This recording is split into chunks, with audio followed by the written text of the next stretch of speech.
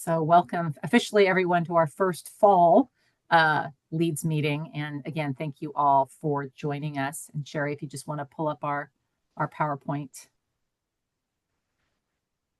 And apologies again to anyone who may have joined at 4. We had the wrong time listed in our newsletter, and it will always be 5 o'clock, and we will endeavor to not have that happen again. And so glad for those of you who joined twice. Some sort of we need to have some sort of bonus point category for our leads who are sticking with us. Yes, Rick also gets a gold star. Yeah, Rick, gold star as well is on. Okay. You're not seeing my screen yet. Not seeing your screen yet, but I'm seeing everyone's smiling face for a Wednesday evening. It looks like a lot of good energy still out there. How's that look? Almost. We've got started screen sharing. Here we are. Fabulous. Thank you. So just quickly on the agenda, it's following our usual format. On the next slide, Sherry, we're just going to walk through, as I said, updates from CAL FIRE. Oh, we're still on the first slide.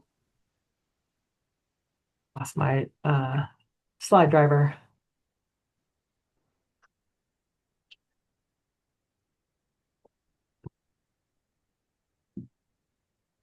So we'll have updates from CAL FIRE, and then if Eric Hernandez is able to join us from our fire marshal, we'll move into an update from Hendrik, providing an overview, and then we'll move on to Steve, and then updates from our FSC. So let's see if we can get JR's slides loaded here in a minute.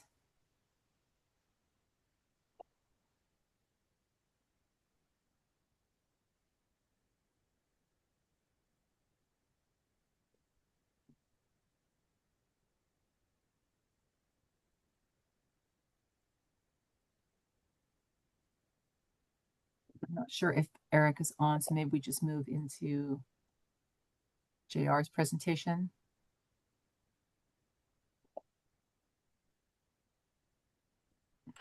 Do it. Yep. Yep. All right, JR, okay. if you want to give us an update from the fire administrator's office. Yeah, hello everybody. Apologies, not on camera, driving in the rain, which is kind of nice. I'm not sad about it. Although I do have an outdoor project I have to finish before it gets worse. So we're probably all on a little bit of that boat. But fall is here. I think it officially started yesterday, and we're in it, which is sort of bringing us the wrap ups to several of our seasons. So I know Eric just got out of a meeting and is doing some debrief stuff. I'm not sure he'll be able to get on, so I'll speak briefly to both the DSI program and the chipping program. So they both wrap up about the same time, end of October and November. Our defensible space inspections are well over 5,200 inspections for the year, which is just absolutely insane. The most we've ever done. We still have several inspectors that are on staff continuing those inspections, and then also doing some re-inspections, some follow-ups, and then also our free consultation program. So the consultation program will continue even after we finish the summer season program there. So, if you know folks that want to get their property looked at, please send them to the Fire Marshal's website to sign up for that free consultation. The shipping program, as says, is open through October 31st. So just kind of looking at volume, the number of requests we've had, we've determined that October 31 will be the last date we'll accept applications. We will service them after that, typically about a week to 2, depending on the volume. So we will get every application that we do have, even if submitted on the last day. In the week just after that. So I will say with the chipping program this year, it probably has been our lowest participation in the years. We could look at that in a bunch of different ways. But our new software has actually been really, really helpful in understanding that the majority of our utilization is from returning users. And of course, we know that the things that the chipper eats doesn't grow back quite that fast. And so folks have done obviously heavy work in the last few years. And so it's just sort of, like for example, I had 4 piles last year and only 1 this year. at my property. And so that seems to continue to be the case. So continue to get the word out. We are looking at avenues that we can do some maybe different marketing next year, maybe some roadside signs and what have you. And also have utilized the chipping crew to work in cooperation with some of our CAL FIRE crews on our fuels projects, which has been really good. So they were up on Wall Road doing that roadside clearing project a couple of weeks ago with the CAL FIRE hand crew. And so we're working in creative to still kind of utilize that program, just maybe in a slightly different method.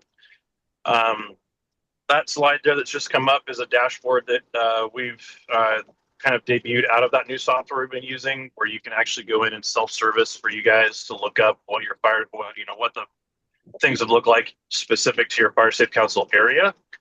So you can look at the county as a whole, or as kind of the little arrows there, I think, note. You can select your specific Fire Safe Council and pull up and see the number of requests, yards chipped, resident investment hours. That's frankly probably the key thing for you guys as you're looking to recertify your Firewise recognition.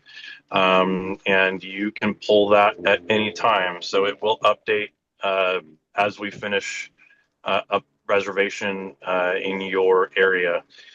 One thing I will note that's a little bit different from our previous software, which was a homegrown thing, is it was a one reservation per pile situation. It is now the opposite, which is how this software works. So it's one reservation, multiple piles. So that historical number of reservations is immediately off starting this year. But the yardages are about the same. So that's kind of, or not about, the yardage calculations are the same. So when you're comparing yardage year over year, that's where we start seeing some of our, being down this year. So countyofnapa.org/chipping dashboard is the short link for that. That is something I will say is internal to us and to you guys. It's not something we want to be broadcasting and putting out on social media and out to the world. It's something that we're creating specific for U.S. Fire Safe Council leads and some of our partners. So please keep that with you guys there. And hopefully that's something that's super helpful and available. The last thing that I'll just give a quick update on is just any of our grant situation. Nothing new in the current grants. The hazard HMGP, our 2022 hazard mitigation fuel project, and our 2024 local pre-disaster mitigation grant. Both of those are in environmental work and will be until next spring. So I probably won't update on that one for a while, as we're completing our environmental hazard mitigation or environmental. It's EH. It's the environmental plan for those projects. And then I think, as I've mentioned before, and I know Mr. Steve Burgess will get more into, we did put in a $3.5 million grant this year with NCFF contract to do fields mitigation projects, and most of that is, not most of it, all of it is maintenance. So we'll be going back and hitting things that we did about 5 years ago. And one little thing that I will mention that we are doing, well, at least my plan is forever, is to carve out a certain amount of money in that contract every year to keep up a lot of the dozer lines that we've put in, both with NCFF and Vintner money and grant money, to keep up the 180 some odd miles of dozer line that's been put in every single year. So that's something that will kind of a new feature, if you will, that contract that we're going to continue going forward. The last little thing in the grant world that's kind of new, we did just complete a application to FEMA for the 2025 hazard mitigation grant program. That one does basically, we took the fuels mitigation project around the Berryessa Highlands and ported that over into that project. We'll find out probably in a year and a half to 2 years if we get that, but we did put in for that, and hopefully it's something that we win so we can recover just, a little piece of brick. So that's what I got, unless anyone has any questions for me.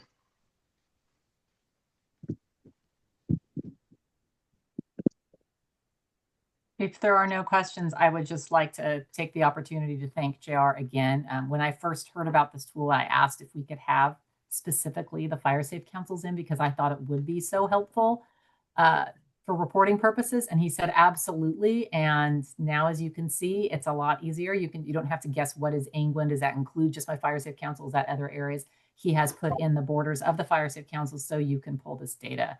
So JR, thank you so much. This is so hugely valuable and it's beautiful.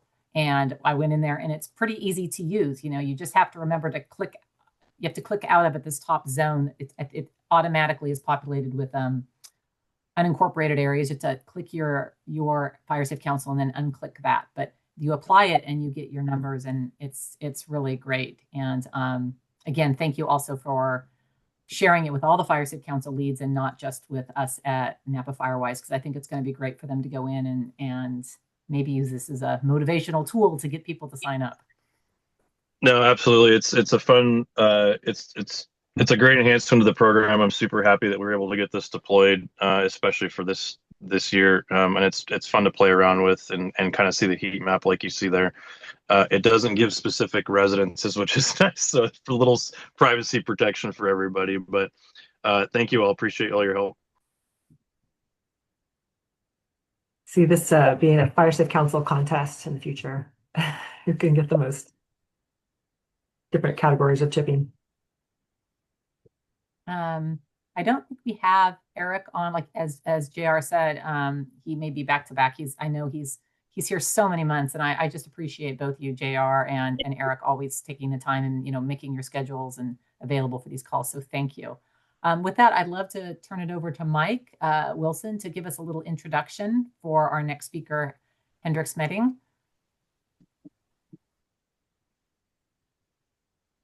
If Mike is still on. And there's the mute button. So Mike Wilson with Napa Firewise, Veg Management Director position. So I go to sleep every night trying to figure out better ways to manage our vegetation for all of us here in Napa County, and I've been doing that through most of my career at CAL FIRE and such. And so about a year and a half ago, Steve Burgess and I met Hendrik, who has a company called Artemis Habitat, and you know, we pay all these projects that JR just went through, and everything Steve will go through. You know, we're looking at $3,000 to $10,000 an acre to manage, to really do hardcore vegetation management, and that just has to happen sometimes, you know. But to maintain these fuel breaks and fuel reduction areas, we're you know, we got to look at other more sustainable ways. So the big three are, you know, prescribed fire, grazing, and herbicide are the three tools in the toolbox that can help maintain vegetation. Obviously, herbicides mostly gets used for invasive species control and other things around agriculture use. So over the last year and a half, Steve and I have quizzed Hendrik and, you know, on, you know, because obviously it's and fire, live fire on the ground can be the third rail, you know, and need a lot of education around it and information and that's the goal tonight. And thanks Sherry for making it happen and thank you Hendrik for jumping on here. But you know, just for Hendrik to come on and do a bit of a question and answer session and just get us all starting to learn more about it. The thing I like is we just ran an RFP that Steve and one of our leads, Jeff Enos, ran for our hogback federally funded project in the southern Mayacamas. And so we did have three vendors come and bid on some restoration, broom control in parts of that project. And so, you know, I was talking to Hendrik a bit after that, and one thing that really impressed me, well, a few things, and all of our quizzing of him. He's worked for a lot of these different agencies down in Santa Cruz County and Monterey, works for state parks, has been able to spray for invasives within like 10 feet of the Big Sur River along a public trail. And so if somebody's, if there's the right tool for the right job in the right setting, that's about as uh, in the microscope as you get for something like this, right? So, and I've done projects where we cleared throughout Milliken Creek, Lower Milliken, that runs, one of the most amazing creeks in our county.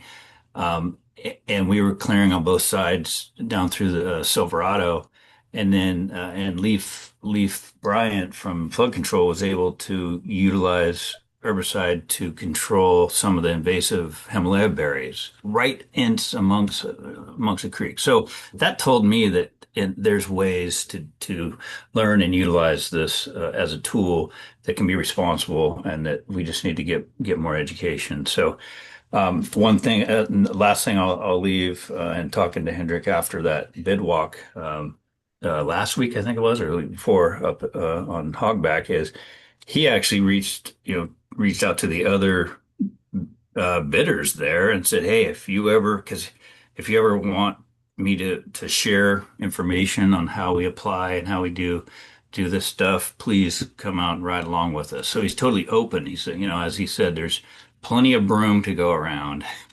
for more than him as just a vendor. So he's not just, what I mean? And that says a lot, that he's willing to pass along his high knowledge to other vendors getting into this space. So that was pretty neat. And with that, I'll turn it over to you, Hendrik, and look forward to hearing what you got to say. And then we can all obviously here to ask questions and discuss this until Lori cuts us off. Okay, cool. Well, good afternoon, everyone. Pleasure to be here. I'll start out with a little background on myself. Went to Cal Poly. When I was down there, worked part-time for a company called All Seasons Weed Control.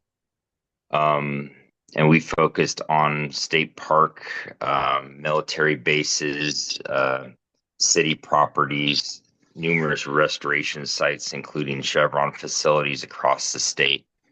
And I kind of just really fell in love with being on the outdoor aspect of it and being able to see the difference of your work. What kind of kicked me into starting my own company was a trip to New Zealand, where I had a friend who runs a weed control business through aerial spraying. He has a helicopter, and he does a lot of rangeland management for invasive species. Actually, broom also is all over New Zealand, believe it or not. Mostly Scotch broom. And then he does forestry sites. And for me, it's something you get to see your results, their lasting results. It's not how should I say, it's not an immediate eye candy like if you cut it down with saws, because when you cut it down with saws, it looks great for the first 6 months, but you never take out the root systems. And so I just kind of, fell in love with the efficiency of it, being outdoors and being able to offer a service that actually lasted and is oftentimes a 10th or a 20th of the cost to do it manually.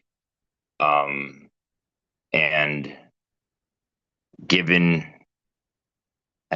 my experience and so on, I would say herbicide out of all your options of fuel reduction is definitely the most scrutinized. And so doing so, I've learned there's certain herbicides that we work with. There's other ones we do not. There honestly are so many options that you could do depending on the environment, that we could spray into your drinking water to kill your algae and your lake weeds. We could do organic sprays near vineyards, but those are oftentimes the most toxic sprays you'll see. There's some herbicides with half-lives of a few weeks, and they'll be completely out of your soils within a few months. And there's ones that, I'm sure as everybody's heard or seen along roadways, that last 2 years that stay in the ground. So the options are, pretty much endless on the combinations of what you could do for your target species. And so starting my own business, I believe it's 7 or 8 years ago now. And we're a small company. We have 5 full-time employees, plus myself, and plus 2 part-time. We focus primarily on, and like I said, invasive plants, rangeland management, and then fire break maintenance. We do sometimes our own brush clearing ourselves if it's small, like small saw work, because one of the application types we utilize is called cut stump. So we'll cut down the tree or small brush, and then spray the trunk of it with a very little amount but high concentrate herbicide. That way you don't have a visibly dead bush or tree there for a few months before you cut it down. And it's one of the options that's if you're in a very, let's say, public sensitive area, we utilize options like that. So no one ever sees a dead plant. It's cut down and killed in the same pass. Obviously, there's different ways, some that could be more cost effective. Our local experience has been, we did York Creek restoration site there for that when they took out the dam there on Spring Mountain Road. Done the open space trails and thistle control for Newell open space in American Canyon. We do all this invasive species control for Napa County Land Trust, Sonoma County Land Trust, Department of Fish and Wildlife on their Sonoma Plains properties. Current contracts as Mount Diablo State Parks. Well, there for 3 years doing invasive plant control. We just finished up a 3-year contract with Monterey State Parks doing all invasive plant control, including some fire protection perimeters around their Big Sur housing. And that's, I mean, I can keep going on, but we have a pretty good resume of as sensitive as sites as you could possibly get. So with that being said, I will let you guys just, I guess, hit me with all the questions you got for tonight, and let's have some fun doing it.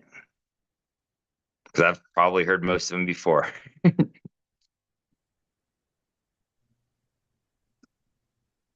Henrik, this is Glenn. I'm up on Upper Soda Canyon, Okay. and broom's starting to pull, Scotch French broom, whatever you call it, is starting to proliferate up here. Just simple guy here. What sort of herbicides could we be using to start to knock some of that down? So a few questions before I give you a straight answer. Are you near your vineyard? No. Okay. Do you have a specific time of year that you want to spray? No. Okay. Our number one mix that we would use is a combination of triclopyr and aminopyralid. I could tell you the brand names here. Brand names, I would prefer to use Garlon 4 Ultra. Yep. At a rate of 2 quarts per acre. We also add Milestone, which is the aminopyralid, at 7 ounce per acre. We also add Hasten EA as a surfactant. It's a good bark penetrant. We mix that at a rate of 1 gallon per 100 gallons of spray solution. So obviously, if you have 25 gallons, you put in a quart. You just calculate that out. What was the name again? The third thing, I'm sorry. Hasten EA. HASTEN-EA. Got And it. that's actually a waterproof surfactant. It's just a crop/seed oil that's been condensed down to blend with water. And depending on your broom, if it's the stage it's at, we spray anywhere on our mix 30 to 50 gallons of water per acre. If it's low level broom, not very tall, we'll be more at the 30 gallon rate. If it's I call it kind of chest high or above, then we'll be pushing that 50 gallons an acre rate. And so that's something that's very important to calculate into um,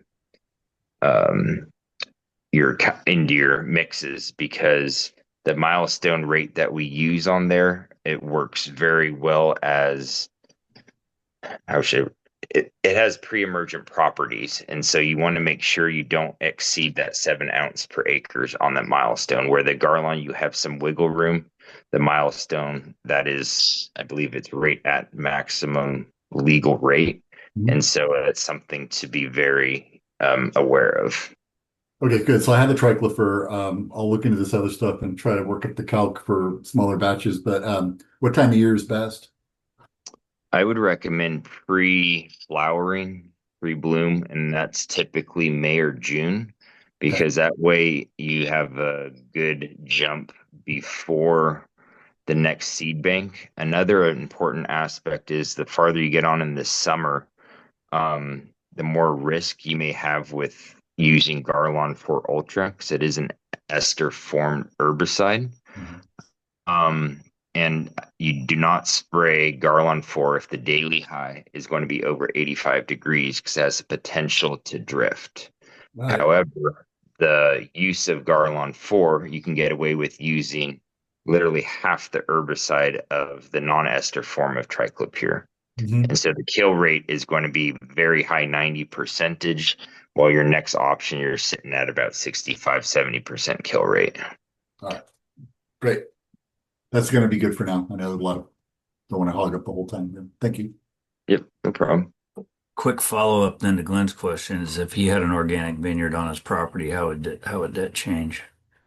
You would need to stay 25 feet away from the vineyard, depending on the time of year. Garlon is a growth regulator, so if you're worried about any possible drift, spray the broom during dormancy. Since it's a growth regulator, it can't regulate unless there's green tissue showing. And then, like I said, organic, you need to stay 25 feet away from the last vine. And so even when it's in dormancy, when the vine is in dormancy? yeah, as far as organic goes, you need to stay 25 feet away from it. And how would you proceed if it was closer than 25 feet? Can you do the injection into the bark, or is it just No, injection into the bark is still a chemical application. That does not, application types don't matter with organic. I mean, that's basically saying if I use a power hose versus a backpack or a four-wheeler, you're still putting that chemical closer than the 25 feet mark. So your only option for organic that close would be to hand pull it. So I have a question. I'm along Dry Creek Road, and we had broom just blowing up everywhere, particularly after a lot of clearing was done. All the sunshine came through, and it's everywhere, and you get a lot of spread from the just cars going down the road, pushing the seed along with the air, and so how is there a way to get like a broad area, particularly close to the road, that goes across a lot of different landowners to get broom treated? Because I kind of feel like if you don't get long enough people together, it's just going to come back, because the seed's just going to keep coming back year after year if you have pockets. And that's sort of what we have. So that herbicide we use in the mix for broom, Milestone, like I mentioned before, has some pre-emergent properties, and it stays slightly active on small, soft broadleafs. It's very common in restoration sites for thistle and such. It works good for killing broom seedlings. The problem, if you have a stand of broom right next door, you could create a wonderful grassland and leave your trees in the area of the spray site, but about every 2 years, you'll need to do a very quick touch up to keep that herbicide active in there.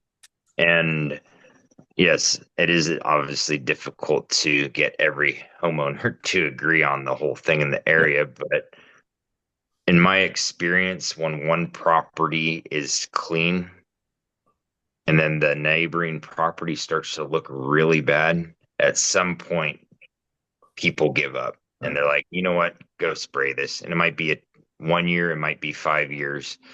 Eventually they don't want to be the person in the neighborhood that looks or that has a really ugly, infested property, especially if the neighbors have it cleaned up. Okay. And how steep can you work? I mean, we've been on pretty much cliff country before. Okay, right. Yeah, it's pretty impressive what we can get up. All right. And how small of a property if like you're only doing large scale projects, or can you also do like as a company, couple of acres? As a company, we have a $500 minimum. Okay. Sometimes that could be a 500 square foot patch. Sometimes that $500 minimum will get you an acre and a half, depending on the terrain. And so that's one of the things that I've learned years ago is like to show up and drive. You can't charge by an acre. When I was learning this 10 years ago, when there's two plants there, because oftentimes those calls could be, the far side of Sonoma County, and you're in it for half a day. So there's not really anything too small that we go after. The smaller jobs I typically just do myself, where my crews are at the larger ones. Obviously, I'm not going to send 5 guys to go do a quarter acre. Right. And depending on concentration, our costs for initial treatment could be as low as $350 an acre, and it could be as high as $1,200 an acre if we get into some of the brush spraying on the regrowth, where you see it 4 to 6 feet. And there's some situations it could be higher if it's extremely dense, but that's typically our range for broom and woody stuff. Whereas when we're working with like star thistle and pasture maintenance, where we can spray from a truck or ATV, we could be as low as, I think last year, our lowest acreage rate was $58 an acre for star thistle. Okay. For horse pastures. And all of our work, we follow up with depending on the target species, a 6 to 12 month, 90% guarantee. And I'm sure some of you guys know not every project goes perfect, but we do follow up until it is. Okay. Hendrik, Gretchen here. Hendrik and I have worked together on some Diamond Mountain Road projects. I will endorse his great, integrity on his projects.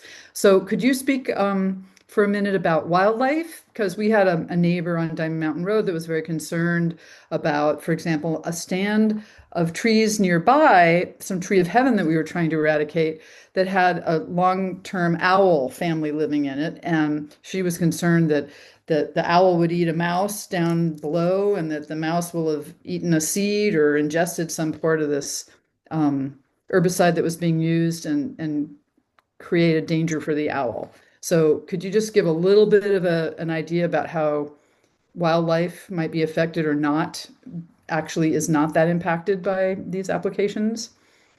So most the herbicides we all use have caution labels, unless the animals have. I'll actually look it up here right now. Give me a moment. Just to refresh on the safety data sheet, the amount that a rodent would need to ingest, I believe on some of these was pretty much 50% concentrate of their body weight. Because a very important fact about them is they don't, they're not plants. They don't, it's a totally different. Let me see if I can find it here. I just pulled up one of the safety data sheets. And these are always a good thing to look over. If you have ever any questions about dangers on herbicides, you could always look up safety data sheet of that brand name. This one, let's see, acute toxicity. They tested on rats. You would need a concentrated form of Garland 4, 3,200 milligrams per kilogram of body weight. That was your LD50.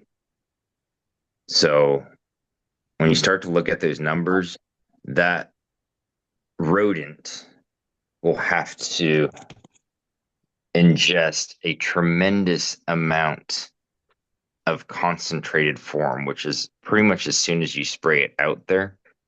Number one, it's not concentrated form. It's diluted 0.5% or even less sometimes. It's just not a realistic concern based off the research. And here they have other components on rabbits as testing: no skin irritation, no eye irritation. A mouse had on a lymph node assay test, the product had let's see, is a skin sensitizer. Same on a guinea pig, and that's at concentrated forms. Animal genetic toxicity studies were negative. And so if it's good if people have like large concerns, instead of just, trusting me on this stuff, you could always go to the safety data sheets of these herbicides, and it has a lot of information on there. Like the one I'm looking at is 17 pages long, and it goes through repeated exposure. They said prolonged. It could be some kidney stuff if it's prolonged exposure.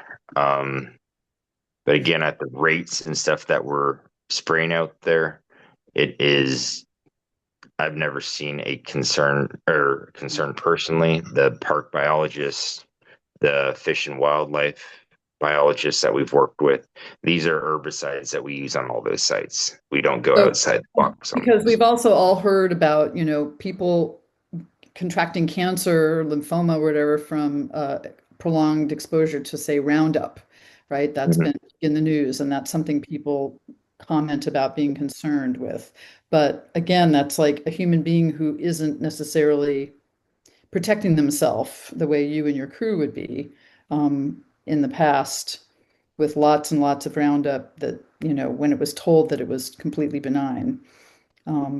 So on a personal experience level, the only time I ever felt sick after an application, and I had all the proper PPE, including a respirator, was I did an organic backpack spray for a vineyard for mildew control. I used Sonata with some sulfur blend, and I never have had reactions to sulfur.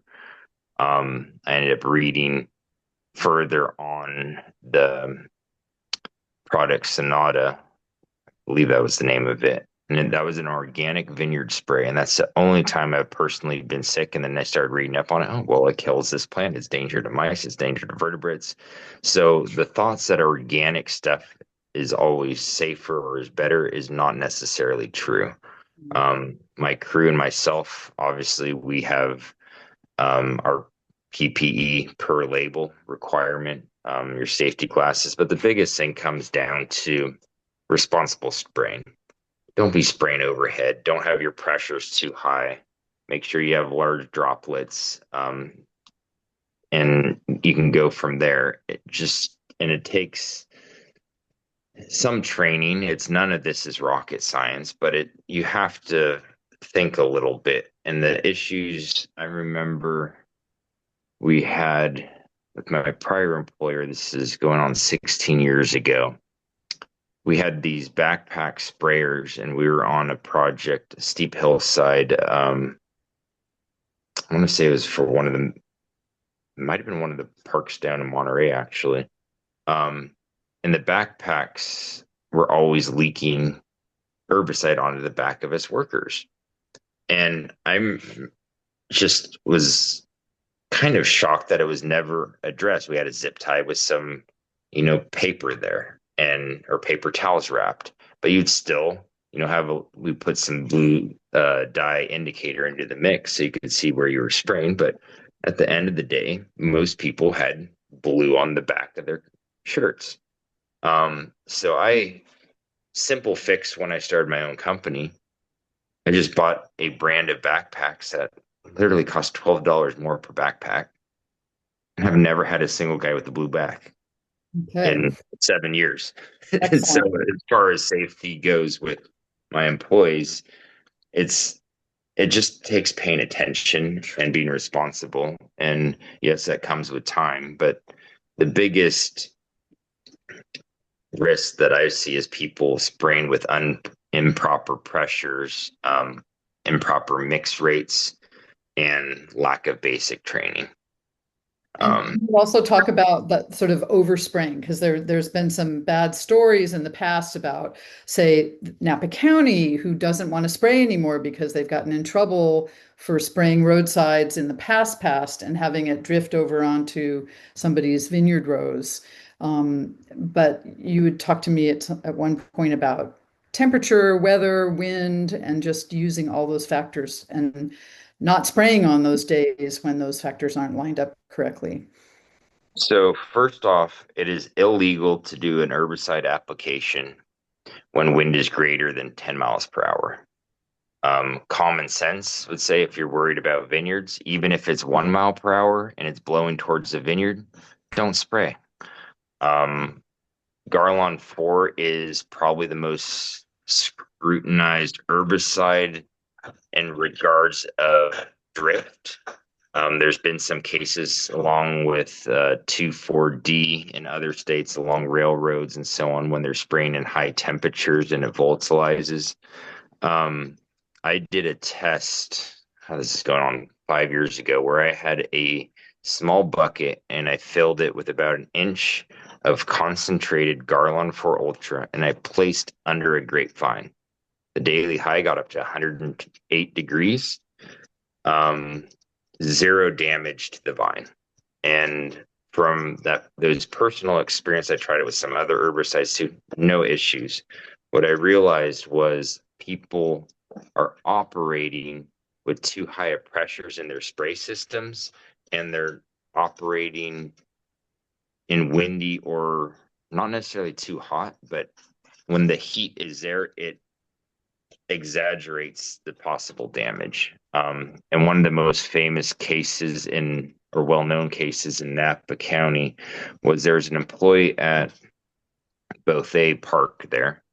And he was spraying Garlon 4 Ultra on a very windy day with a truck or ATV mounted device for poison oak there along 29, and it drifted across and burned a large portion of the vineyard there by the Bale Lane.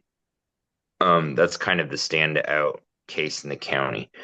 Obviously, crop was lost, canopy was lost, but the vines recovered the next year. Like I say, Garland's a growth regulator. It's one of, I feel like, the safest to use if you use it responsibly. And so if you look at the factors, the guy, number one, he was doing a legal application, winds were over 10 miles per hour. Number two, he didn't have his equipment properly calibrated and pressurized. He didn't have his droplet size correct. And so a lot of things went into that made that and gave herbicide a very bad name with the county.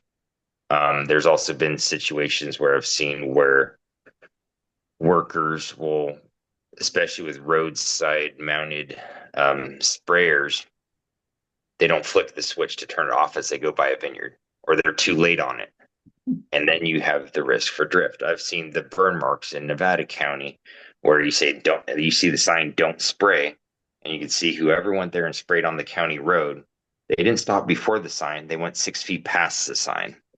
And it just comes down to it's human error. We have all the knowledge, but untrained and human error is what's causing these issues and giving these herbicide applications a bad name. Thanks, Hendrik. Appreciate I it. see we have two questions in the chat. Jonathan asked, when is the best time to apply herbicide for French and Scotch broom? And is it better to reduce the vegetation before the chemical application or after? So you can apply herbicide for French broom year round. It does stay green. However, preference would be February through mid-May before the next seed bank and after the initial rain, a few months after the initial rains, because then most of the seed bank from the prior year will have germinated.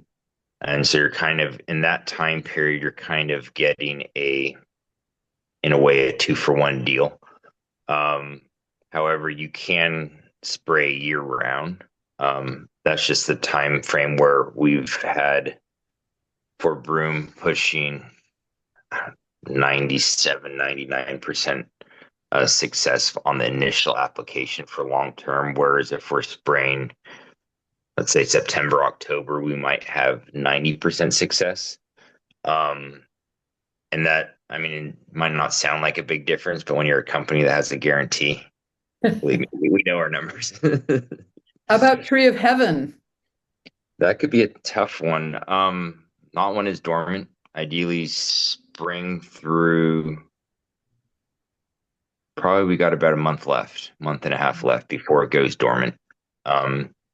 As we've had some very successful applications, we've had some where we've had to go off and finish off some of the bigger trees.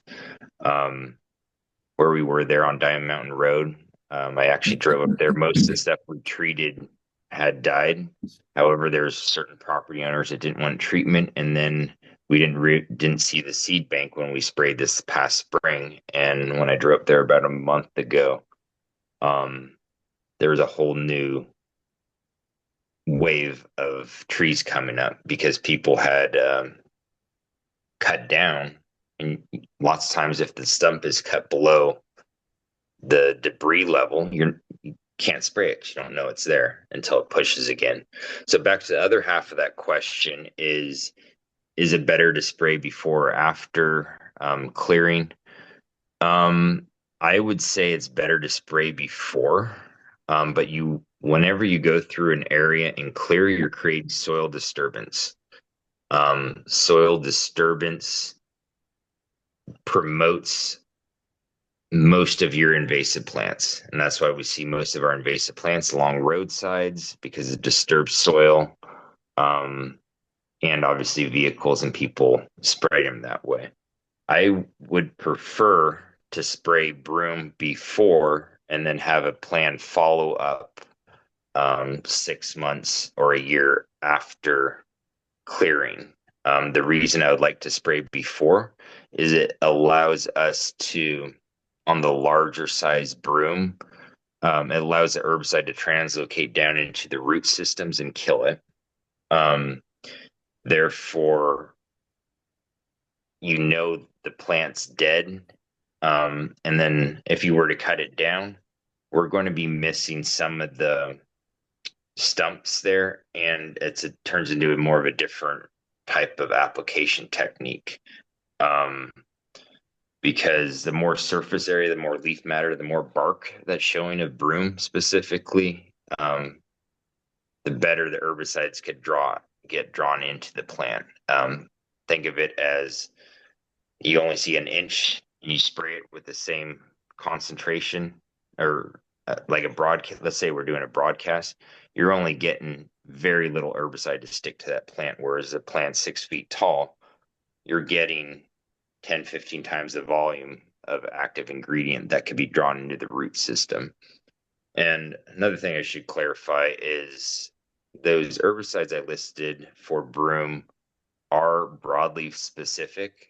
They will not kill your grasses. They will not kill your grass seed bank. And so ultimately, when we're spraying for broom with that herbicide mix, we're turning your infestation into a grassland area, which makes it a lot easier to maintain long term. All right. Oh, Lori, you're muted. Muted myself. I said we're coming up on the hour. Well, I see we have two more questions. Bob Cumby and then J.R. Rogers. Yeah, thanks. Talking about broom, one of the problems that we have is, so for example, bay trees that have gone through, done some clearing, and where there used to be a bay tree, now there's a bay bush. What would be your protocol for that, and what kind of success have you had? We've had on bay trees actually very good success. On the retreats where they've been cut down, we like to let them grow back anywhere from 3 feet to 6 feet tall in these bushes, because that creates, as I had previously said, the surface area. I use a mix of Garland 4 and Polaris. Those are the brand names. Polaris is an imazapyr that has a very short half-life and it's water rated. However, it stays very active during that time. It's one of the most common used forestry herbicides. Our application type on that is usually have my crew go ahead of me and spray the bark all the way to ground level at the base, and then I'll follow through with a power hose, or lots of times my crew will too, and do a foliar application also. But we've had great success spraying bay trees. But the important thing is you have to let them grow back, like I said, that ideally 3 to 6 feet of height, just to be able to draw on the herbicide, because otherwise you're just burning off the tops. It's not enough to kill the root system. There is a way we could do concentrated, a lot higher concentration, and do what they call like a cut stump treatment. However, on a lot of cut stump treatments, one benefit is you never see the dead bush there, but the downside is you get a hot spot around the root system. And so no grass will grow there for a year. So some people don't care about that. Some people prefer that. And it just comes down to kind of preference. And that type of application is going to be more expensive because obviously we're cutting it down first. So we have the chainsaw work and we're spraying a concentrated form on a targeted thing. So it takes a lot more time moving through the acres when you're doing not droplets, but a few little squirts at a very targeted spot. But yeah, that mix works well on Toyon too. Works good on Shamish. Pretty much any tree regrowth, as long as it's not a massive stump. If it's a massive stump, we might actually take some hatchets or machetes and chip into the root system a little bit and spray a concentrated form of herbicide, very targeted on there. Hey, Bob, I can vouch. Hendrik came out to Colgan and did a bunch of spot spraying on bay bushes on our hillside, and it was a great success. Thanks, Hendrik. Yep. JR, did you have a question? And I didn't, and I actually had so much of a question, just more of a comment. It was mentioned about, Napa County being shy about utilizing things. And yeah, absolutely. Our public works department and roads had their own little guffaw some years ago. That said, we've kind of reconstituted the discussion a little bit as far as fuels mitigation projects are concerned. So myself and CFF, with consultation with Hendrik, are kind of working on the protocol to see what we might be able to do to utilize in our wildfire mitigation projects, for a pre or post treatment situation. And I will say our environmental services has been receptive about kind of working through that with us. So it's something we're kind of on our earlier stages on working through. But I think, as folks have mentioned, and Wall Road and Dry Creek Road were mentioned earlier, we do all this great work along the roadways just to have broom, and other places just to have broom come flying back in rapid form. And so we do need to kind of look into and hopefully get approvals to be able to utilize some of this to kind of, maximize our investment and not create a different problem. That's good news. And Tree of Heaven, which is a thing that's really starting to pop up it's a fire hazard, but it's also a sort of environmental hazard, invasive species, and it's really along the roadsides. Yeah, no, absolutely. Thanks, JR. And I know that we had planned to sort of combine sort of talking about, Hendricks' experience and then, kind of moving into talking with, Steve about projects we're doing. I don't know if there's sort of if Steve, you want to talk about NCFF and Artemis or projects that we're doing, or sort of your approach with herbicide or. Well, before my time, somebody came up with the Angwin WUI PUC polygon, which is brilliant because there's so many homes that are adjacent to PUC property up there and along Howell Mountain Road. So, a lot of you remember, we did some mastication up there and mulched in a bunch of the dead trees and brush and all that other stuff, and then the broom. We had to stay a little bit away from the road with the masticator because masticators are also really good at throwing rocks. And so we can't get anywhere near an active road with our masticator. So we are going to be treating that polygon this fall with some herbicide, and we're going to send an RFP out for that pretty soon. So I remember in 2005, PUC got some goats and sheep, and they grazed it down to almost nothing, and then there was no maintenance from 2005 to 2025, and that's why we ended up where we are. And so now we've got all these dedicated people, including JR, who are going to not let it slip away like that ever again. So it's really all about consistency and making it routine. And Hendrik mentioned a 2-year cycle, and we have to do at least that, because when you cut broom, it doesn't flower that first year, but it'll flower the second year, and you definitely want to spray it before it makes seeds again. So it's all about timing and like I said, being routine. So, yep, looking forward to that. Well, and the thing about this coming back the second or third year, which is really a positive, is once you've done the initial big treatment, if you come back and you're getting the sprouts, basically, it's so much less that you're putting on. So it's not like the big treatment, and it's super less alarming for people. Oh, 100%. It's less much lighter chemical, less treatment. work, less money, Yeah. less everything. Yeah. Well, Yeah. this has been an amazing discussion. I just taking the rest of our PowerPoint and things we wanted to cover and throwing those to next month. You'll be hearing all of us talk about Firewise renewals. But Hendrik, I just wanted to say, I know we've asked you a lot of questions. Is there anything that you feel like is a sort of a parting thought to share with us, that, things that we maybe didn't ask, or things that, you'd want us to keep top of mind? I know we've learned a lot tonight. I would say for long-term goals of fuel reduction in the situations that we talked about, or invasive plants, there's no one thing, no one treatment type that's going to solve all your problems.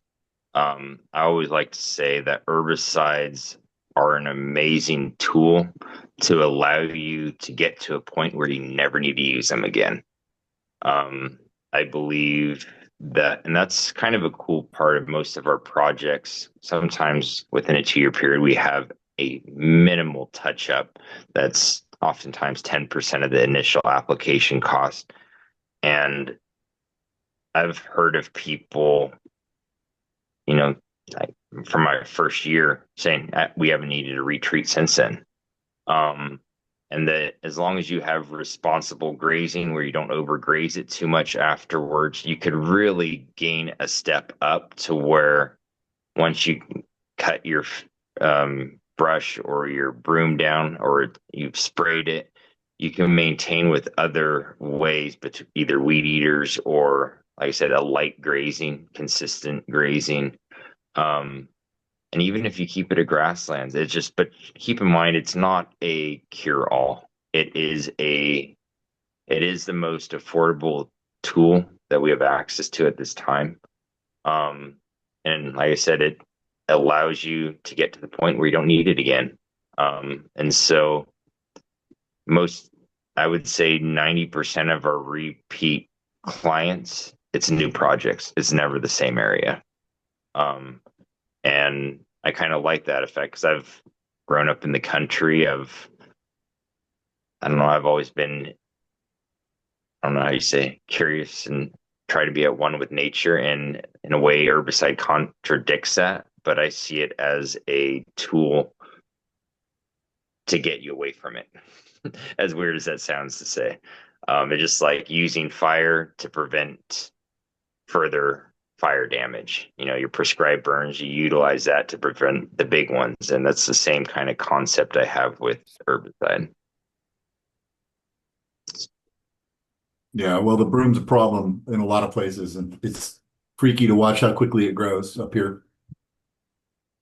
Well, Hendrik, I thank you so much for being here tonight and sharing your knowledge and your experience with all of us. It's been amazing to have, all of this time with just to answer, all of our questions. And I know that I've personally learned a lot tonight. So thank you. I just want to be mindful of time. We are at 6:03. I'm hoping that we can lure Steve back again for more of an update next month. Because I always want to have updates for all of you about our projects, and I know you always have questions. And with that, I'm going to end the call for the evening, as I know that we try to keep to the 1 hour. But again, thank you, Mike, for the introductions of Hendrik, Sherry for getting Hendrik for you being on this call. Thank you so much, and Steve for your graciousness and letting us to really dig into that conversation, and to all of you for showing up here tonight. Some of you twice. Yeah, and for my slideshow, I had put together mostly a picket fire images.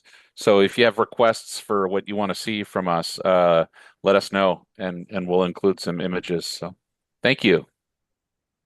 Thanks, everyone. Yeah, next month for sure. That sounds really amazing.